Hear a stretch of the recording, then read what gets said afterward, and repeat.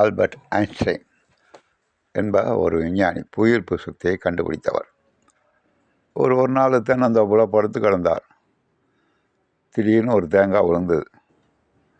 ஏன்டா அந்த தேங்காய் பூமியில் விழுவுது அப்படின்னு ஆராய்ஞ்சார். அப்புறம்தான் புவிக்கு ஈர்ப்பு சக்தி உண்டு அப்படிங்கிறத நிறுவனம் செய்தார். நம்ம நாட்டிலையும் ஒருத்தவங்க இருந்தாங்க. யார் தெரியுமா?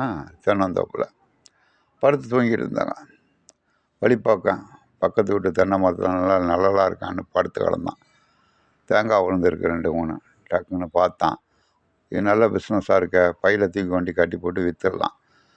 கொண்டு கடையில் 10 ரூபா 20 ரூபான்னு தேங்காயை விற்க ஆரம்பித்தான். இது நல்ல பிஸ்னஸாக போய்ட்டு நம்ம ஆளுக்கு அறிவு அப்படி தான் தோணும். மேலேருந்து விழுந்ததை ஐன்ஸ்டைன் புவியீர்ப்பு சக்தியை கண்டுபிடிச்சான். நம்ம ஆள் இதை எப்படி விற்கலான்னு ஐடியா போட்டுட்டான். 2 பேருக்கும் உள்ள வித்தியாசம் இதுதான். நன்றி மாணவர்களே.